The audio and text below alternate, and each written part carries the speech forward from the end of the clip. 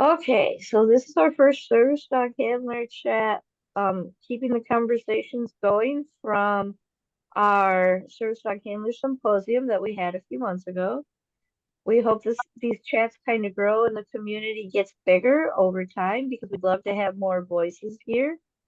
But today you're going to hear a little bit from these four voices that are here. And so our topic of the day we've decided is service dogs in training. Um, we're going to do very quick, rough overview of laws because the laws is our number one. Of course, we have the federal law, American with Disabilities Act, that doesn't cover service dogs at all. Or In I'm training. sorry, it doesn't. Yes, it doesn't cover service dogs in training at all.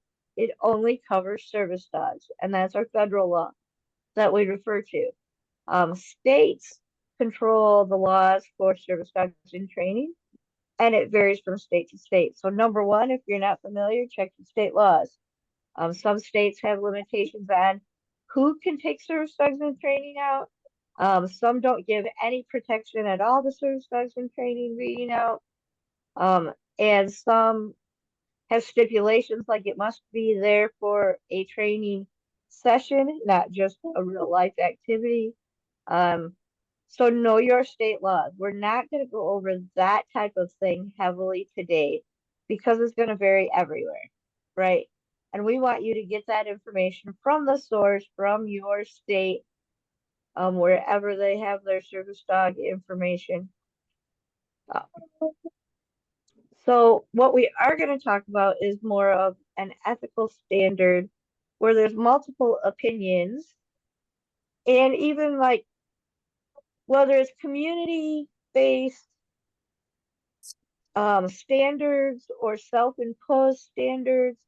There's a wide variety of opinions there because for the most part, any of the laws for any of the states I've read, if they give service dogs in training, they hold them to the basic ADA expectation of the dog must be potty trained and the dog must be under handler control at all times. So as we know, those are very vague descriptions, right? What does under control mean? Right? And so, first of all, we're going to just touch on one of the more sensitive topics. I haven't braved anybody for this, so nobody knows what we're going to touch on. You're going to get live, raw, emotional feedback on this, right?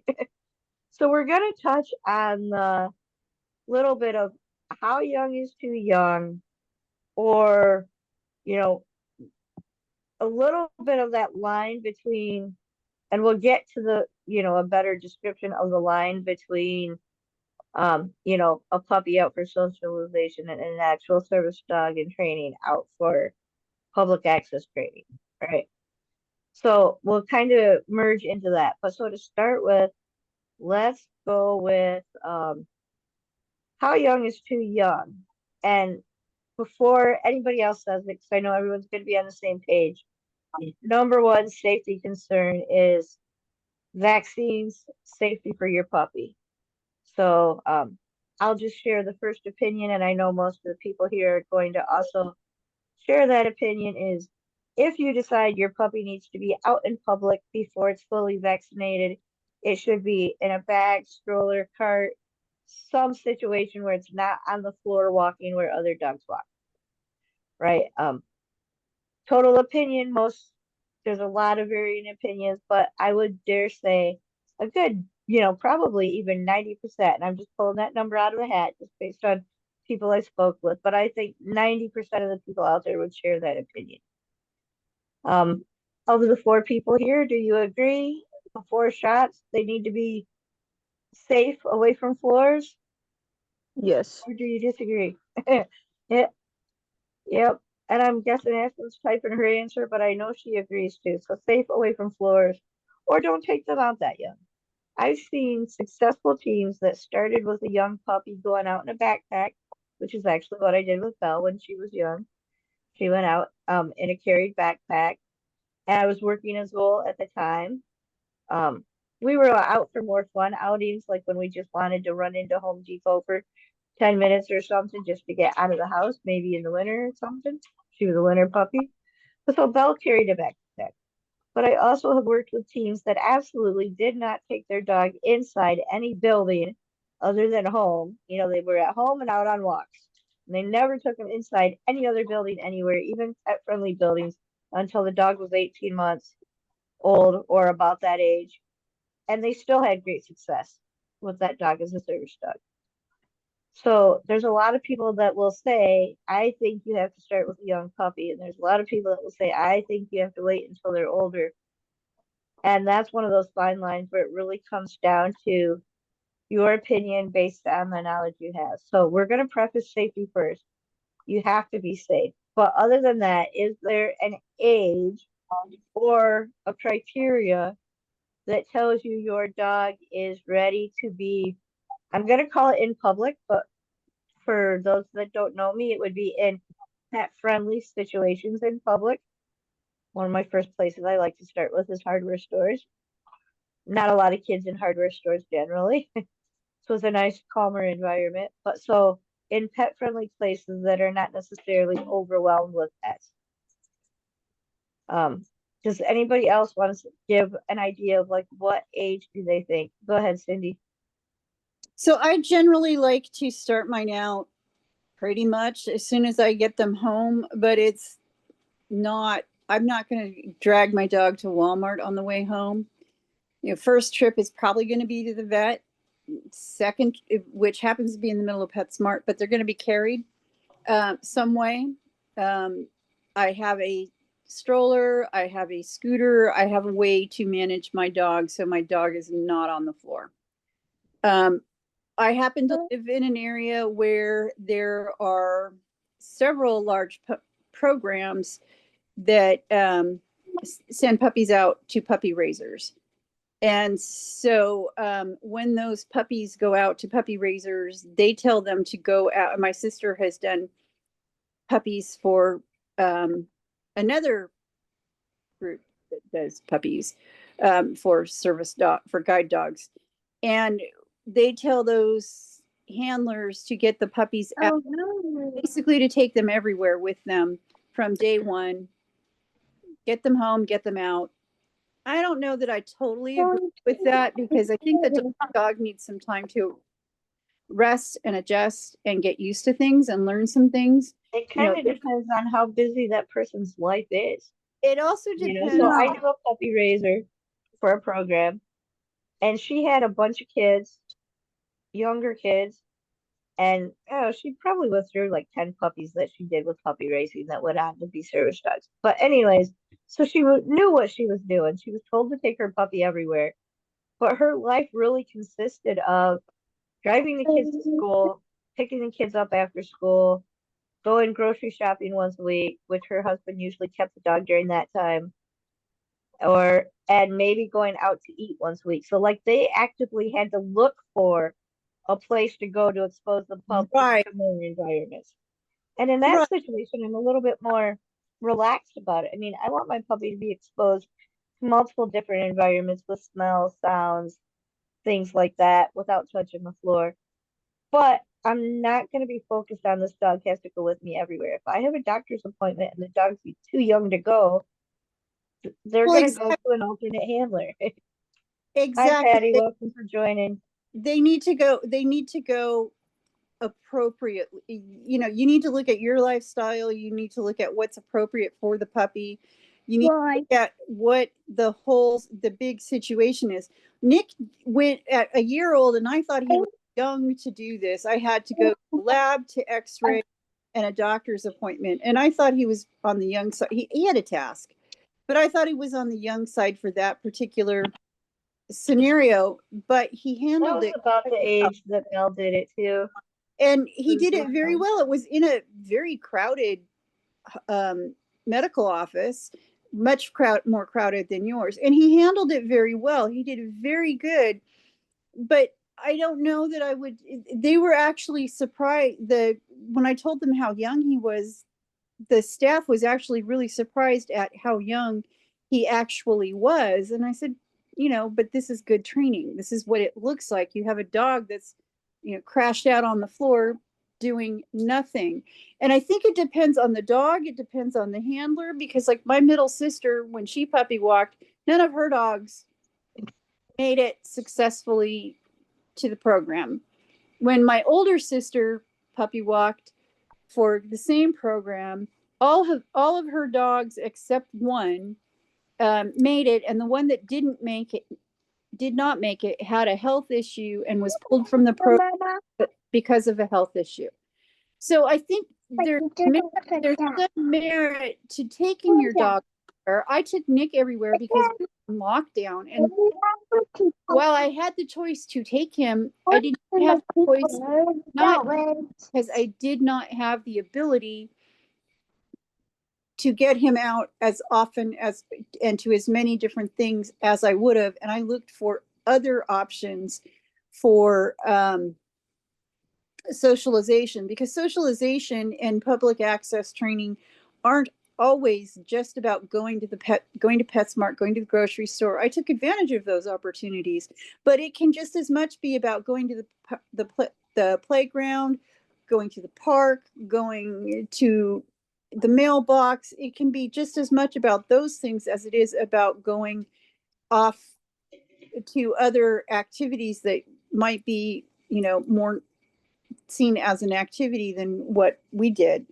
So I think it's going to vary from dog to dog and from handler to handler. And what I do with Nick is probably going to be And very the definitions you use associated with that. Any definition? So like the definition of what is everywhere to you.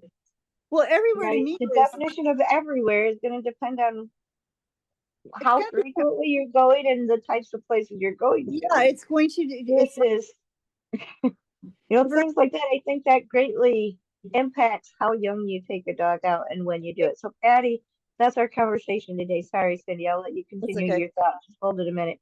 But that's our conversation, service dogs in training. And the first thought we're talking about is how young do you go out? And we already covered the need for safety and vaccinations and potential ways to do it. Like Ashlyn has her young puppies on their lap until they're fully vaccinated. And Cindy uses a stroller and stuff like that. I used a backpack. So ways to go out for short trips for socialization purposes before they're fully vaccinated safely, or at least with safety in mind. But But go I'm ahead, also, Patty. Um, She wants to talk the about way safety. I do it is I take her with me to the clinic, because there's people there that work, gives her exposure to people, other animals coming in and out, because it's a spay neuter clinic, and all the smells and noises. That's one way I do it. Mm-hmm. That's a really good place. And I mean, one of the first socialization activities for most puppies is usually a vet's office. It Well, really is. she's just, I tried to show you her. Her name's Boudica, after the Yeah, you got a Iceni. new one too. Yep. How old is she now? About 9 months, I rescued her. Yep, I knew you were getting a rescue. I just couldn't remember the age. And then Well, Shannon also has a new one now as well. this one is about 9 months, according to the vet that spayed her today. So she's Gotcha. all wore out and stressed out, poor thing. So she's Yeah. over here on the bed to my right, and it's the dog bed. And she just came in here on her own when my mom was here and laid down. That's her Mm-hmm. spot. She claimed it. That's good. All I right, think so it's important. I go ahead, think though Cindy. it's important to take into consideration too what's the puppy's state of mind, because there are places that I would take Nick that I may not take another puppy, and there are places I might take another puppy that I would not take Nick, based on his personality and the other puppy's personality. And I think that really needs to get it needs to be incorporated when we're making decisions about where we're taking our puppies, because like Nick would never ever, just based on his history, he would not do well in a spay neuter clinic, because he doesn't do well around stressed out dogs. He just doesn't do it. And He no feeds matter off how their stress. no matter what you do with a spay neuter clinic, it's going to be stress. But you know, he does go hang out sometimes outside the Well, she's pet in a park clinic. crate. She's inside a crate, so she's in a safe zone. Right, but Right. he still doesn't. But you can still hear and smell the other stressed animals. He does. I see what you're saying. He gets stressed out if he's around a dog that has been corrected. So Mhm. I But really he did it as a puppy. he did a little bit, not to Mhm. the extent that he does now, but he's had to deal with some pretty obnoxious people that have been given some pretty obnoxious corrections to other dogs. Mhm. So that has, um, and he's very sensitive to that. Like, he didn't talk to me for several hours yesterday when I got home because he was mad. Even though he was at Camp Fun, he was mad. You left me, Mom. That's So a whole nother conversation. that's a whole nother But yeah. conversation. But it's really, you know, it's going to vary. For me, it's going to vary from dog to dog based on their personality. And like, you know, some dogs are going to be able to handle a medical appointment at 6 months. A lot of dogs aren't. And it's also going to depend on the handler, because some handlers are going to be able to handle a 6 month puppy and some at a doctor's appointment, and some handlers are not. So I'm putting some things in the chat, but that's mainly just so that we have a recording of it, right? I Mhm. get a transcript of the chat. You can answer them there if you want to. You don't have to. Mainly for me, right? um, but yeah, I mean that's the bigger picture is that if you're going to take a puppy out in public young, you have to be able to know that puppy and know why you're there. So that's a big one for me. Like if I'm taking my puppy out, I'm not taking my puppy out to do something else. I'm taking my puppy out to take my puppy out, right? I'm not taking my Well, puppy out to go grocery shopping. One well, of the you know, first places that I may take my puppy out to accomplish something might be a pharmacy because, it's usually a 5 minute outing, right? If that pharmacy is going to be like a half hour outing, I may not take the puppy. so most of us can make any outing into a training outing just because we know how, you know, because we're constantly working with our dogs.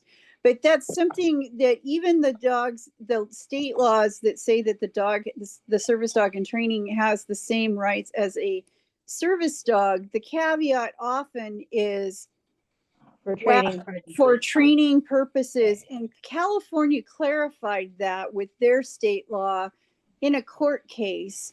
And if a lawyer really wanted to get stinky about it in another state, they can pull up that case law and say, this is how California has defined it, and this is what they're saying. So if you get yourself into a little, you know, fist Right. fight, but it's a legal fist fight over something like that, it's best to be able to prove what you're doing is actually training. And Well, and I wasn't even thinking of that. My goal was focused on like, if you're there to accomplish a task, then you're there to accomplish that task. Your thoughts aren't necessarily on how your dog's handling are it. you the And if question? you're there for your dog to do socialization training, whatever you're doing with your puppy, you're going to be able to pick up and leave if your puppy is stressed. Right.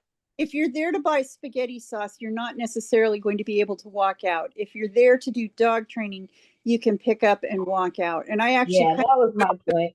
I got into it with a security guard over that because he tried to tell me we couldn't train in the train in the mall. And I turned around. I said, "Well, first of all these dogs are task trained, and second of all, the way California state law is written, if we are here for training purposes only, if we are here for training purposes, we are supposed to be here for training purposes only and not shopping, and you cannot deny us access for that." And so he kind of, you know, it was it was a mall cop, whatever. I had to go watch Mall Cop after that. So it's important to know your state laws because you do end up with mall cops on power trips and things of that nature.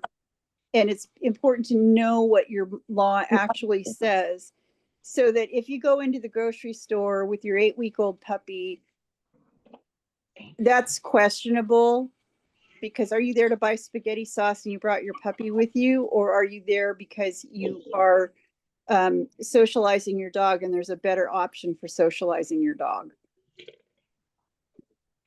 Right. I totally agree. I'm sorry. Belle was bringing me stuff and I had to give her I cookies and have her I do more. pretty But go much ahead, wait Jen. for going out in public until after I have a CGC. I do all the obedience and all that kind of stuff before that and get the CGC. Then I start doing public. I don't That's just know. me. I don't, Yep. because I don't think the CGC accurately reflects what a service dog needs to do. They want your dog to be That's they, another dogs, conversation. Can we hold that one a minute? Yeah, that's a little bit further down the line.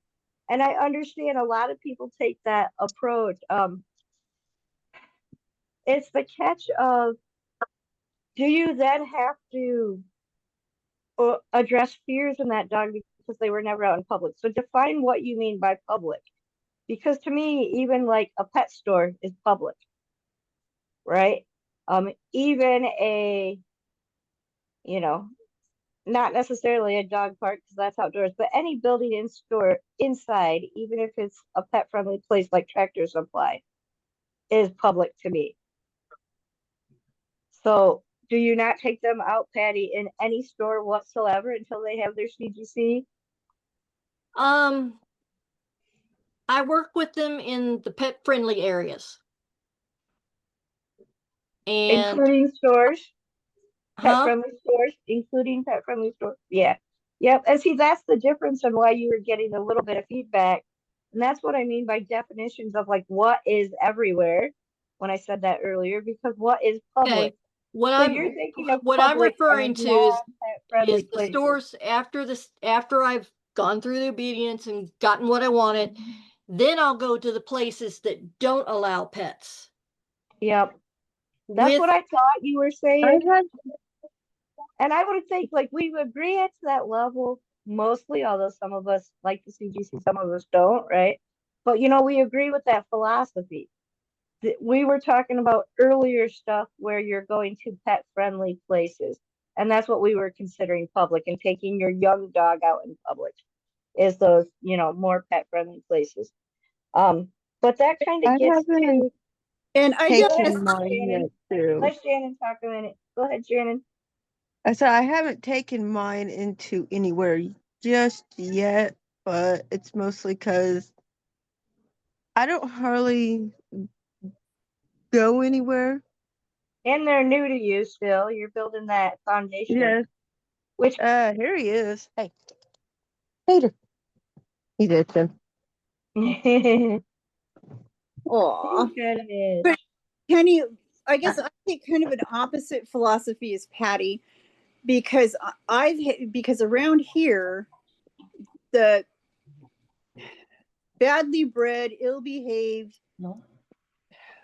dogs that tend to be places that are quote pet friendly, and I've had more bad encounters with dogs in pet friendly places than I have in non-pet friendly places, and I would rather work the dogs work on their skills in non-pet friendly places without the distraction of somebody's out of control, um, badly Yeah, bred. you do the pet store a lot because that's where your puppy training Right, classes and we've stuff done the are. pet store a lot because that's where we've done, but I try to avoid that for other training. Right. Usually by 4 months, we've got such a solid foundation. We're ready for the grocery store. And I think we're all kind of similar, just maybe using different words. We're all looking for a certain level of standard, which is where our conversation is going to go to. Our personal level of the standard of when we think our dog is ready. Um, so we're going to get the conversation there. My point being is that there are a lot of terms, especially so like part of the reason we started these chats were because of how harsh the service dog community can be with judging each other. And I think a lot of times those judges are based on misinterpreted information, or definitions of what people say as everywhere, or what people say is out in public. Because to me, like, we have a public outing tomorrow with my local group, and it's starting in a public place, but it's a pet friendly public place. And then those with more advanced training are going to another public place, a restaurant that's not a pet friendly place. So Yeah, they're that's both kind of what public I in start my out with mind. I start out with pet friendly places. Then I kind of when I feel comfortable enough, then I'll go to the non-pet friendly, Hmm. you know. Yeah. And And I think we're I all might just kind of do there it in like that I might do it same thought. outside of that non-pet friendly. There's I don't know, at least where I am, there's lots of gray areas that are available 12 months out of the year that are, we really don't want your dogs around here, but we're not going to kick your dogs out. And Oh, we do that too. so taking advantages of those spaces is really, really helpful because, and there's like in Old Town Clovis, there's a really cool plaza with a bunch of picnic tables that's great for doing public access training and restaurant training, because you don't have to have a server, you don't have to have somebody, you can have your food at the table and you can sit there and you can feed your dog all you want, and you don't have to worry about anybody judging you because you're not inside a restaurant, you're just in this plaza. And finding places like that or a park to do that at, I like this plaza. Outdoor learning environments are awesome. Yeah, it's just a combination, finding outdoor restaurants you can actually sit at, or an outside table like at McDonald's or In-N-Out Burger or something. Those are really, really important places that you can take a young puppy and work on work on subtle skills, or work on, so that when you go in to Del Taco, you don't have to worry that your dog's going to be freaking out because they're in Del Taco. So that's going to kind of take us to our next topic of conversation, which is going to get more towards, and we have to call these self-imposed training standards, right? Because they are. Where I'm at may not be where Patty's at, may not be where Cindy's at, Ashlyn or Shannon. I think overarching, we're all going to be very close to in the same place with our ethics, but, maybe slight modifications. But the general rule of thumb is, all right, so now you think your dog is ready to try.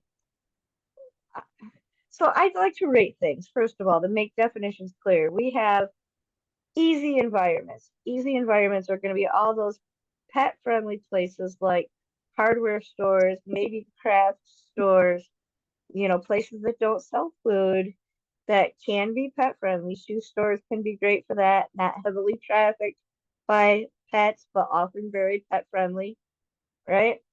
So those are easy environments. And then we have a mid-level environment, which is typically a little bit bigger store, may have some food. Sometimes gas stations fit into this mid-level because they may have food inside, drinks inside, and a lot of foot traffic. So a lot of people in a smaller area, right? Some of the gas stations. Um, and then like the more advanced places for me are going to be like restaurants and hospitals or anything medical, right? So let's just look at moving from the simple, um, barest, easiest public places, your pet friendly places, your pet stores, hardware stores, whatever, moving up to whatever you consider your next level of place that you're ready to take your dog. What skills do you want in place? And I'm going to say right off the bat that I pretty much can guarantee all of us here are going to say heel, right? A nice, good, at least very loose leash walking, maybe not the AKC heel, that obedience competition heel. That's not what I'm talking about. But a very nice, easy, loose leash walking. That's generally considered bare minimum to all people. So who has one more? Just one. Uh, any recommend or any kind of requirement that they want their dogs to be able to do before they start to move into a little bit more challenging environments. I want a good settle, and I want to be able to position my dog in a way I want to be able to position my dog out of the way, either sitting or I know standing. what you're saying. You want to be able to cue your dog to get in various positions around you. Right. But I also want to settle where he's Right. going to lay down and, and maybe Relax. giving True relax. Not a forced down state, but a true relax. where maybe I'm giving a cookie every 5 minutes, and I don't care if I'm doing that when we're first doing a settle, but I want the head down, the body soft, a relaxed settle going on. And because a lot of because the service, Comfortable looking dog.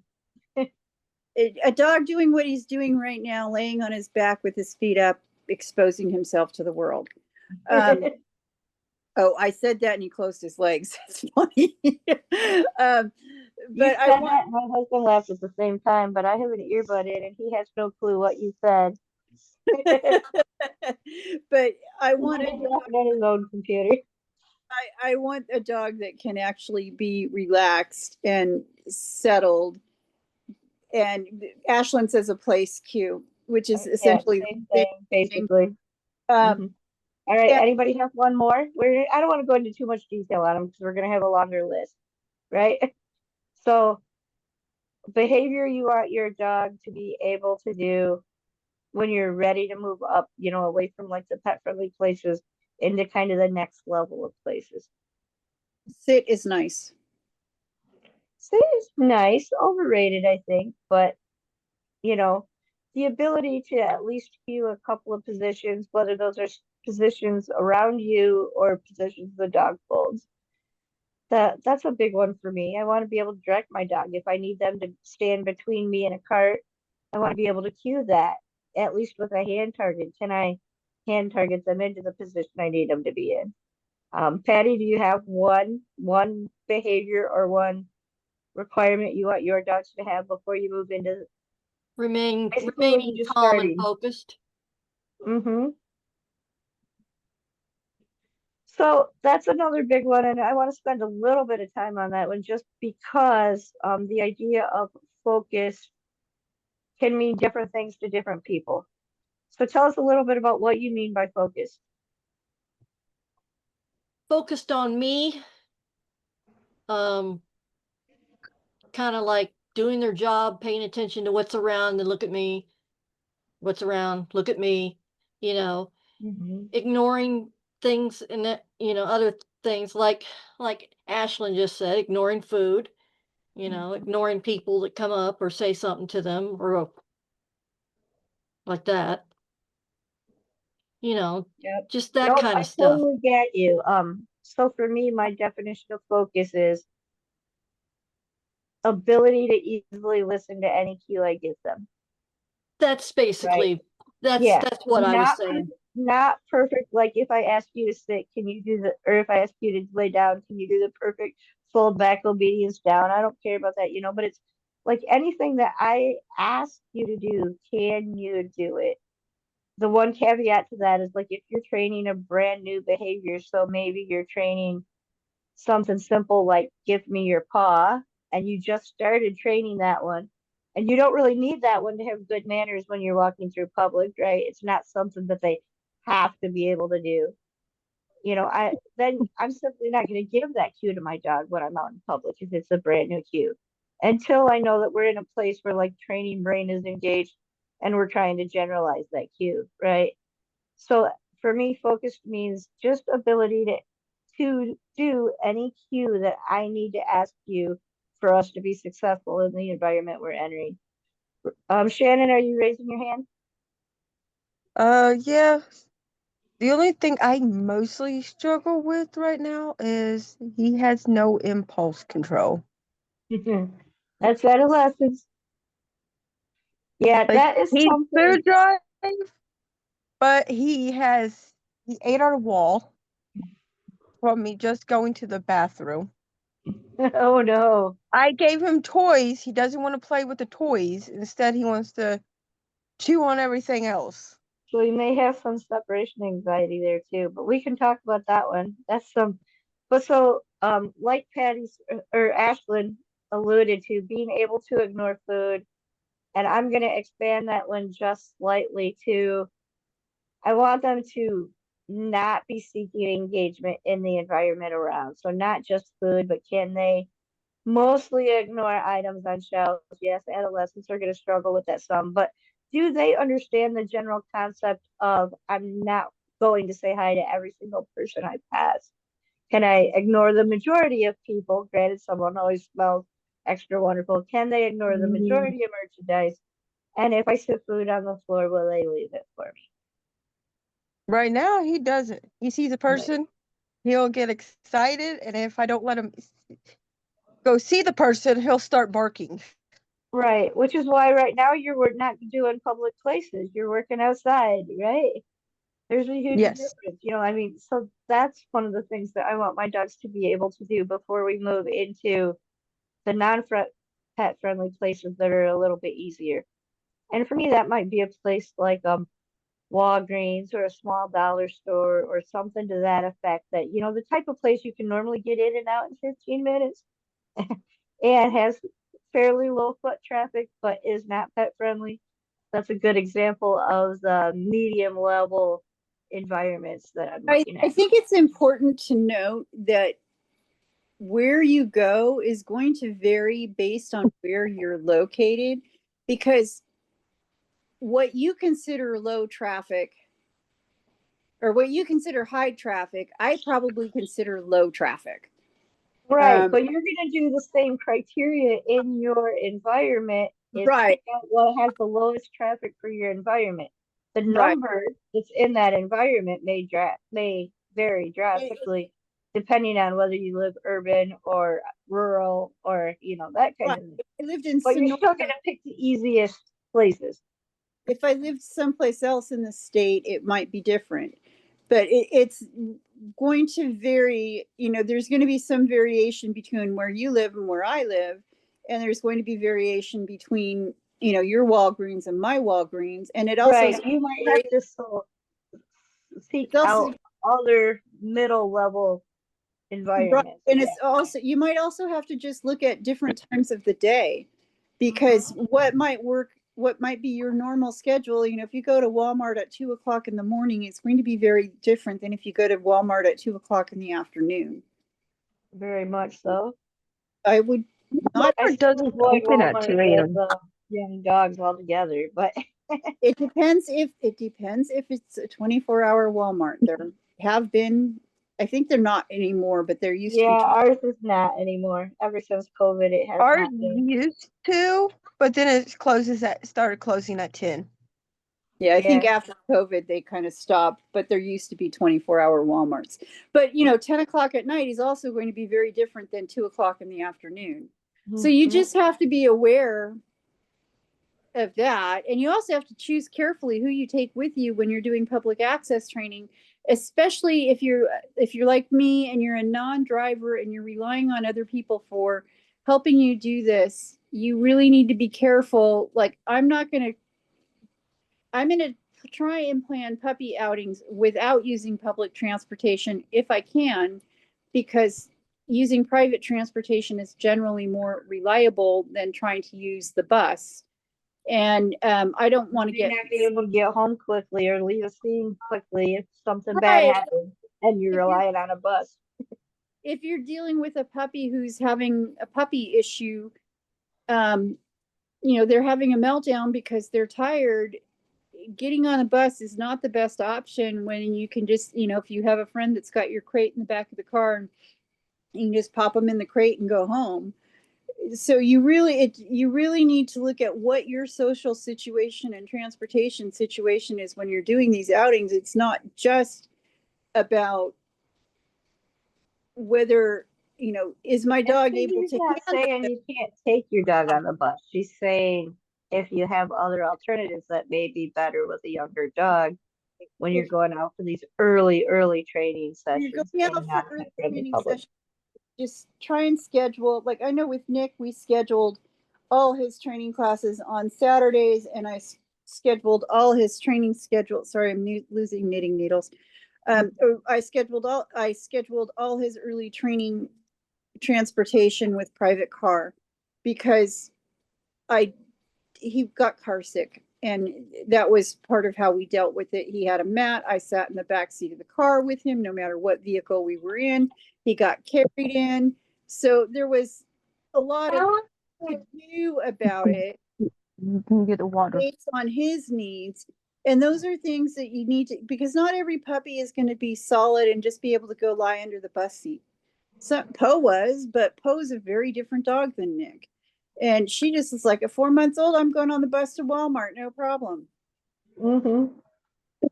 Some of that is, the resilience of different dogs too at an early age. Some actually are very resilient at a young age, and then not so much when they go through adolescence.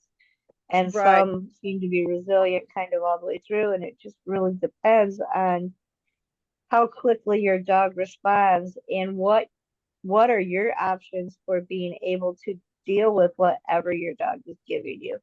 So if your dog is having that meltdown, do you have a way that you can provide a safe place? And I mean, that's what I love about having my own car. I can just go out and do it. But I do work with a lot of people that don't drive and don't have that ability. And so it does become a lot harder when you have to rely on somebody else to help you.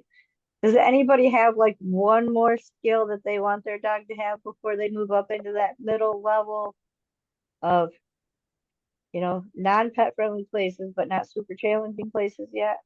I like them to be able to ride the what we normally use, which is it's called Roundup here, but it's paratransit. I like them to be comfortable enough that I can take them on paratransit and they're not going to vomit and they're not going to have a temper tantrum.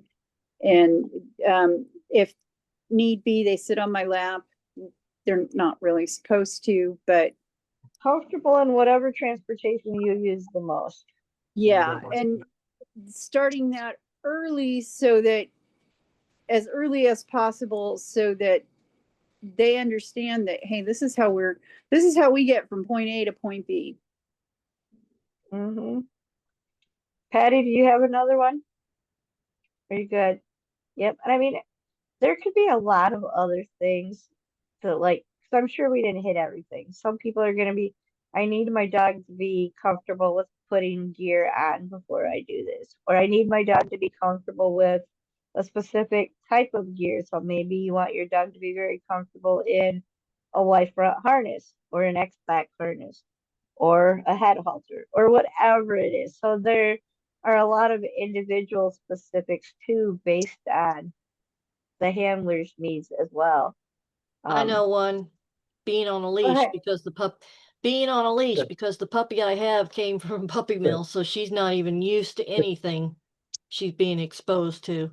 yeah, Yes, that's like mine. I got him actually at a animal shelter, And and he even if you get an 8-week-old puppy from a breeder, there's no guarantee that puppy, even if they do all the puppy culture and all the early neurostimulation, there's no guarantee that they put that puppy on a leash. They may have just led them around by the food bowl, and that's fine. I don't have a problem with that. But I do want to get my puppy used to a leash as soon as possible when they come home, just because they're going to have to, it's a fact they're of like life. to Plain live and and simple, die it's just by a the fact of leash. life. I also Yep. want to, And I like mean, I want that before I leave the pet friendly places. I want them super I, comfortable on the leash before I leave pet friendly. But that is very important that, I, sometimes we have to condition that a little bit more than others. Go ahead, I also Shannon. want with Tater, he you can click him on a leash, but his instant thing is to pull, Mm-hmm. because that's that's how fixable. he was at the animal shelter, and they didn't That's actually where a lot of dogs re-break start. him. And if they didn't start that So way, they tend to try have a period in adolescence where they're like that. Cindy, you have he's something else to add? 2, I but want potty on cue. And this is different than potty trained. Potty trained is you open the door and you let them outside. They know not to potty in the house. They know to ask to go outside. I want Mm-hmm. potty on cue so that when I take them outside, so that I can relieve them before I go into a store and they know what we're asking. Yep. They, And enough that they know that if they don't go, they don't have to go. right. And I want them, but with a puppy, I'm probably going to make them sniff around until they're Until they go. Yeah, right. and that's what I do in pet friendly places areas. They're And gonna sniff until they go, but I, eventually you know when they're telling you I don't need to go. right. Like I'm Belle will point herself towards the door we're going in and stop sniffing the ground. When she's done sniffing it, she doesn't have to go. I'm with Ashlyn on. I need them to be okay with their harnesses, and in my case, a scooter, her case, a wheelchair. Mhm. Because Yep. they need to be comfortable with the mobility devices I might use. I'm fortunately not using the scooter as much, but I want them comfortable with any mobility device may or may not. And we can kind of sum this up in we want them to be calm and comfortable in the environments we're taking them in, with the gear we're taking them in on, and be able to follow the basic cues that we're going to need to give them in that situation. Mm-hmm. You know, so that it's all calm, comfortable, and able to follow directions. I mean, you could call it obedience, you can call it manners, whatever, but able to follow directions. That really covers everything we talked about in that one. All right, so Patty mentioned the CGC earlier, so I want to circle back to that a little bit because this is often one that I will have some kind of, whether it's a self-done test or something that I want my dogs to do before we do the more advanced places like restaurants and hospitals. And this might just be the trainer in me and because I work with other teams. But like I'm not taking a new team that I just started working with out to a restaurant, even if it's just a McDonald's or Burger King. I want to know that they can follow basic directions, and I've tested them in multiple environments in other areas before I ever take them into a restaurant, right? So what standards, and if somebody else wants to explain the CGC, they can, or I will. Basically, it stands for Canine Good Citizen Test. It's an AKC test that is available to pet dogs. Has some things that are good for service dogs, and maybe some things that maybe might be questionable depending on the dog that you want. Such as I'm not a huge fan of the way most people test the 3-minute absence away from the handler. In some environments, that might be acceptable. In some environments, it's not necessarily appropriate for a service dog, depending on what's going on. And you have to consider the needs of the handler. Just try to take a service dog away from a handler who's having a medical issue right now, and the service dog knows their job. It's not Right. always easy. So little things like that. But so what I either test or like if you use a test that's nationally recognized, first of all, what test do you do? And we know Patty said CGC. You want to talk a little bit about why you like that one, Patty, and why you think it's one that you want your dogs to be able to do? Well, because it kind of they get tested being around other dogs. They get tested out in public. The CGCs, each one covers a different section, which a service dog is going to have to encounter anyway, like riding on a bus or in a train or something of that sort, like whether it be a trolley or something, around other Yeah, dogs. that's the CGC That's urban. kind of why. So do you want them to do all three tests? The CGC, so there's the CGC, which is the main one. There's the CGC community, as they call it, which usually takes place in an outdoor environment like a park. And then there's the CGC urban, or the CGCU as it's often referred to, which tests being able to go in and out of doors and ride transportation and go through parking lots and crossroads and stuff like that. So you Yeah, want because all three? I would like to, because it covers a lot of what service dogs do anyway. That's the only reason I would want it. Not, it's not, it's not for certification. It's to show myself that we can do it. Right. one of my issues with it is the AKC wants you to go by dogs I wouldn't normally go by. You don't get to choose the dogs. And if the person doing the testing chooses the wrong, I ended up with a really bad.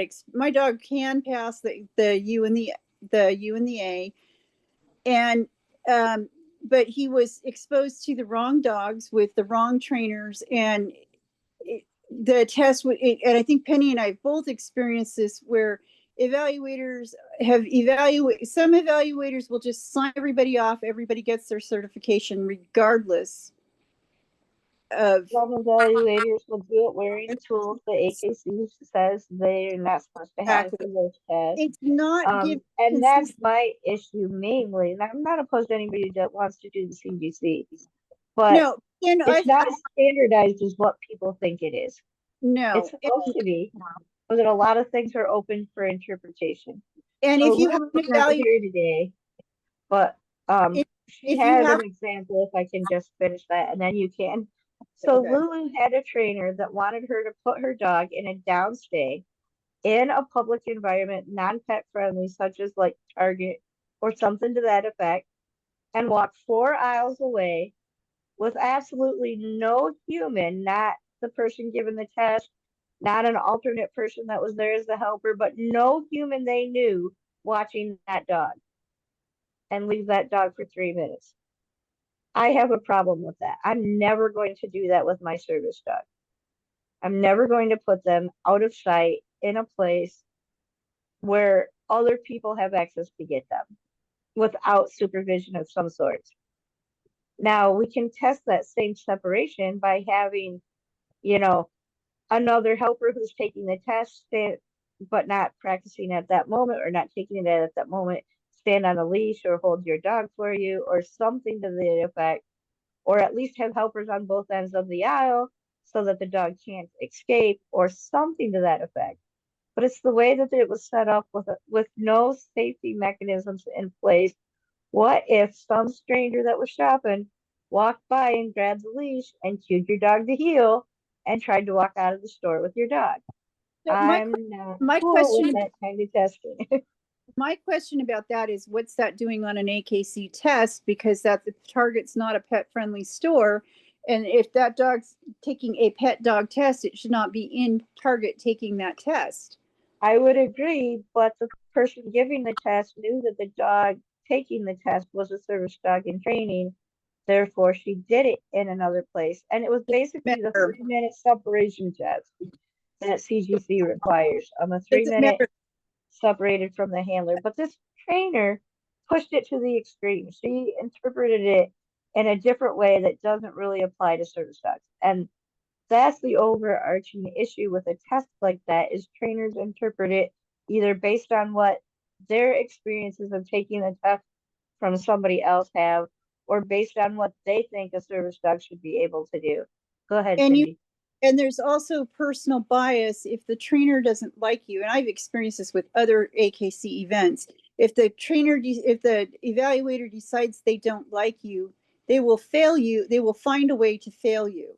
And I had that happen with the farm dog test because the guy giving the test was an asshole, and decided He that Nick needed, decided Nick was dangerous yeah, and couldn't pass the test.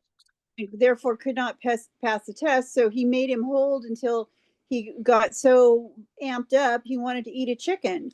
And I was like, that's, you didn't do that to anybody else. And when I complained to the AKC, their response was, "Did you complain to the person, whoever was putting on the test?" I said, "Why? Because the person putting on the test was the one that did this." So I have a lot of problems with some of the testing that the AKC does. I don't think it's I don't think it's applied fairly across the board. I don't think it's as good of a standard as As it's some people think it is. some people think But it. it also has perks, right? One of the perks is it comes with this nice certificate from a nationally registered organization that a Right. lot of people know and recognize. And so, like, if you're trying to get a housing perk and you can show that your dog passed all 3 CGC tests with their certificates, it They get does a come with title. some perks. It shouldn't, but it unfortunately does. You can even get a discount on your insurance in some cases as a result of getting a CGC.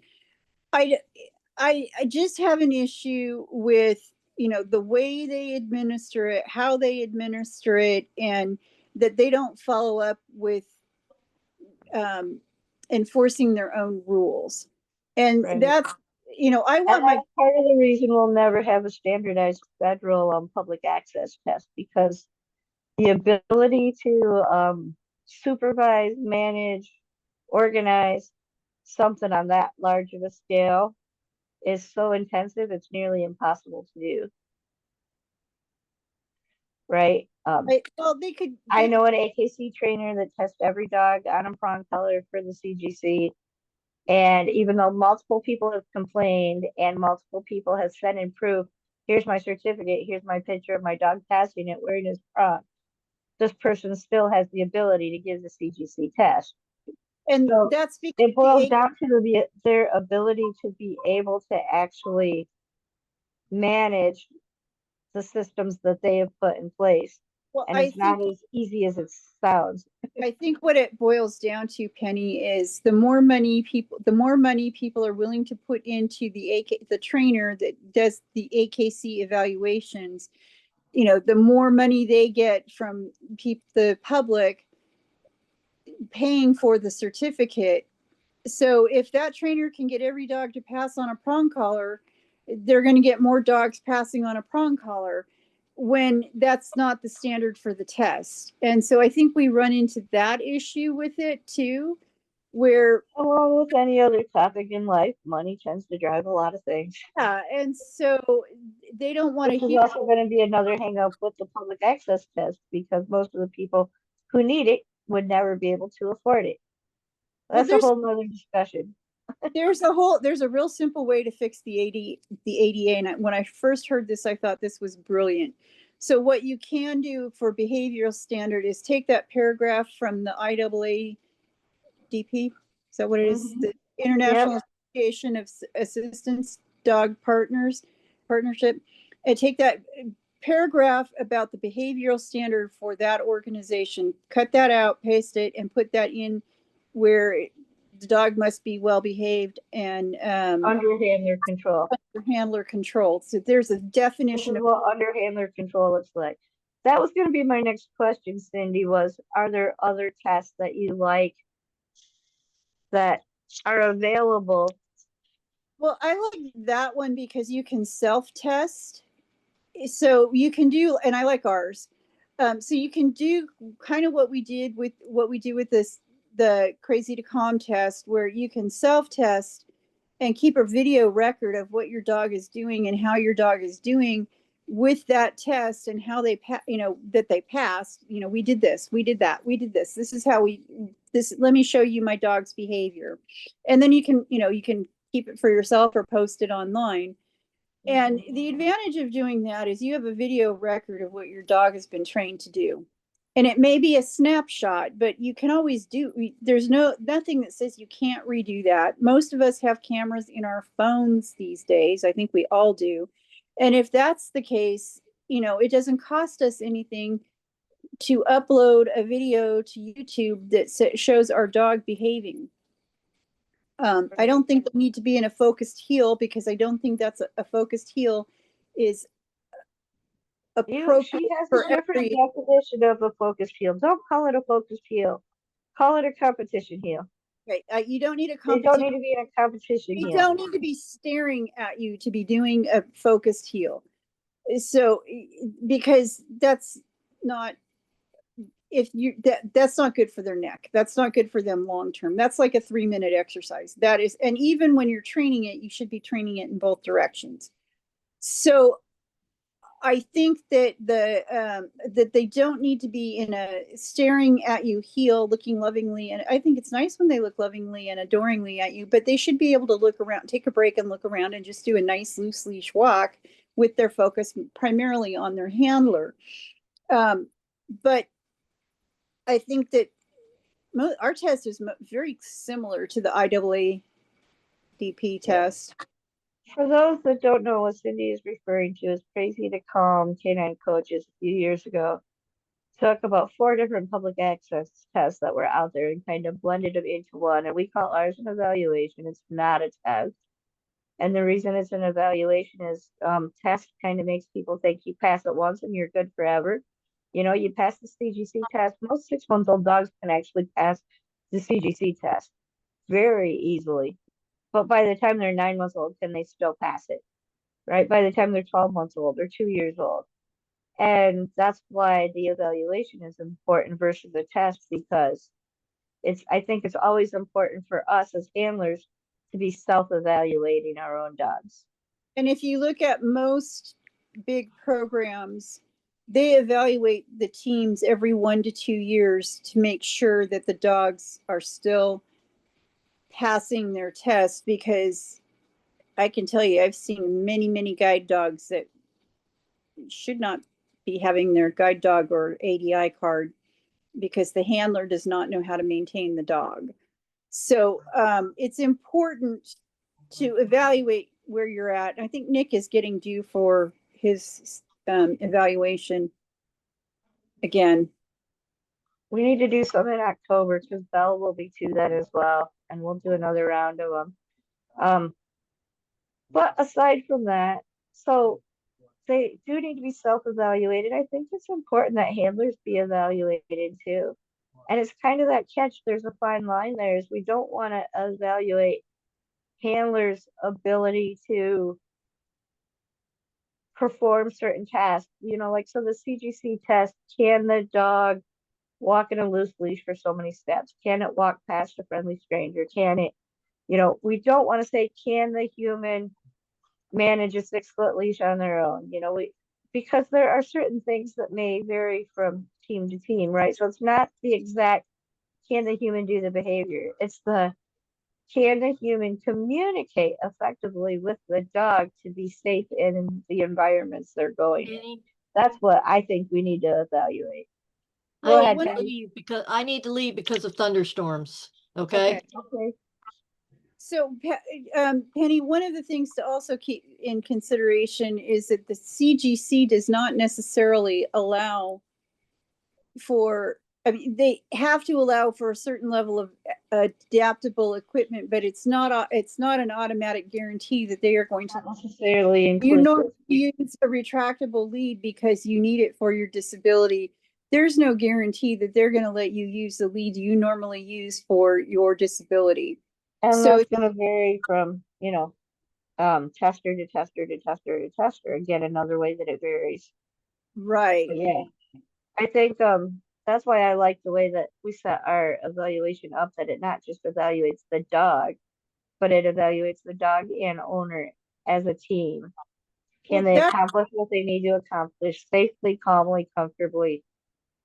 so that's what Steve White does with his canine handler teams, the teams that he does for when he evaluates a canine officer team, is he makes sure that the team, the dog and the handler, both pass. And so if the dog goes to another handler, the dog isn't automatically certified, or if the handler gets another dog, the handler isn't automatically certified. Both the dog and the handler have to pass the certification, or neither one of them is certified. Right. So And, Ashton says, my trainer allows me to. certified too. Like, sure, they get a certificate, but the word certified just has a bad taste in so many people's mouths these But days. the certified in that case is as an official police canine. That's not a service dog thing. That's a.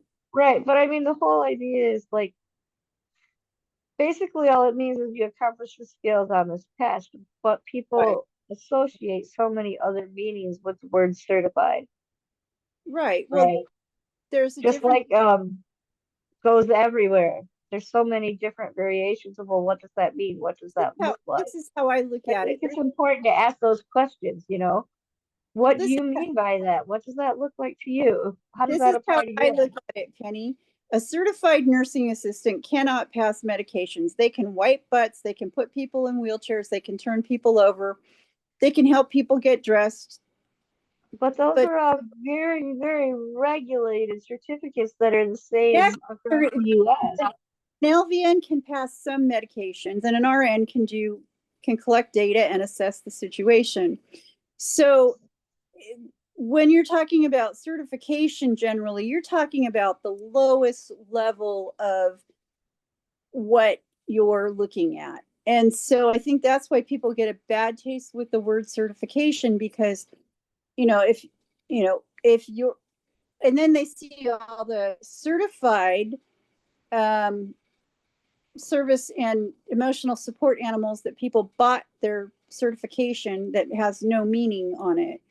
So I think when you use the word certified, it causes some problems. If you say evaluated and passed the evaluation, I think it sounds better. Mhm. So Ashlyn has said that her trainer does allow her to use her leash and harness, what works for them for Right. CDC stuff. And in all honesty, to my standards, for me and my dogs, I want my dog to be able to pass the CGC off leash. Does that mean they're going to take it off leash?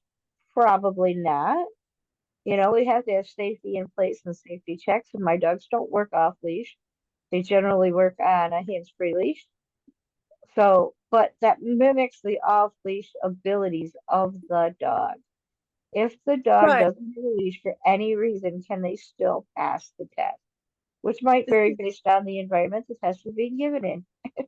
They would probably have, I would have to switch my leash from my service dog leash to my non-service dog leash to take the CGC, to do anything with the AKC, because they do not, because my service dog leash is 8 feet, even though that's my over the shoulder leash. And, I just don't trust people around here. Right? And I mean, that's just it. There are a lot of people that have had bad taste with, name the test. I'm sure somebody's looked at our test or our evaluation and went, I don't like that, you know. And Oh, so the and I'm sure people, standard then becomes what works for you and your dog, which is and why we started this out as these are our ethics, our opinions, and self-imposed rules that we put on ourselves. Not that you have to go in my way. I'm not opposing my rules on you unless you happen to be one of my clients and I'm going out in public with you, then I'm going to make sure you're going to be safe before I take you out in public. But other than that, I'm not imposing my rules on anybody else.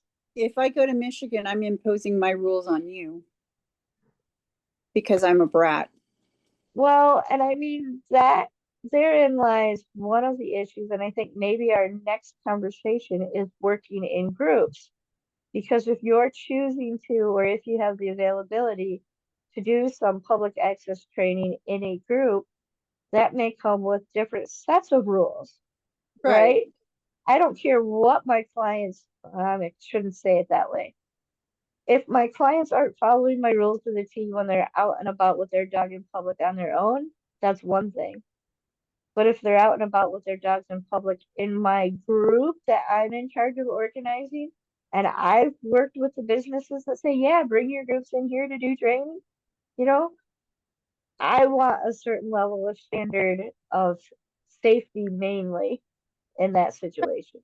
So those are the rules I'm going to impose on my clients. They're not usually very hard. It's all focused on safety for everybody involved and the ability for the dog to look like they feel safe. We can never know for sure what a dog feels, right? We can only Right. guess, but their body language is very good at telling us if they feel safe or not safe. And the other thing is, if they're used to working with the same group, they're generally used to the same group of dogs and they're happy with them. Nick had an issue with a lab because that he shouldn't have, because, but the handler took a head halter and basically hung the dog from a head halter at the direction of another trainer that was there. And then it upset Nick, and because he doesn't like it when dogs are treated unjustly. And it was a group of dogs that he should not have been it was a group of dogs that was poorly selected for him. Yeah, And I don't want to cut you off, but I think this is an important conversation that we need to have in another chat. I agree. Because not necessarily, Well, we're getting into 2 hours. yeah. And I mean, the whole idea is it's not necessarily that bad situation. Bad No. situations happen. But it's if you're going out in a group, you do need to make sure that you align yourself with a group of similar ethics that can really help. But yes, a whole nother conversation for another day. I hope we've kind of covered some basics for service dogs and training for you, and that we've helped you realize that laws are very lenient, and we want all handlers to evaluate the rules and guidelines they put on themselves. Not what you think the community is putting on you, but what you are putting on yourself as far as the level of training you want your dog to have, your young service dogs in training, before you advance to more challenging environments, non-pet friendly places, doctor's And office, restaurants. That's the maybe we bigger point. We want you to self-evaluate for maybe we should your get own safety. started with this is also keep in mind that we can be our own harshest critic. That too. And that's the point of self-evaluation is, are you where you want to be? And are you being extra harsh on yourself? And that's where calling in the other parts of your community and other people, like, what do you think about this, and getting the videos. That's a whole, but like, we could talk about that for hours, and we probably will on another day. That is actually on our list to talk about somewhere between now and Christmas, is aligning yourself with a group for training, or the benefits and the non-benefits, how that can hurt us. Yeah, it's So finding the right group of people because the wrong group can definitely hurt you. So yes, let's end the recording on this. And okay. definitely that will be coming up soon. So if you have an opinion on that, please make sure you're joining these monthly chats on the third Wednesday of the month at 3 p.m.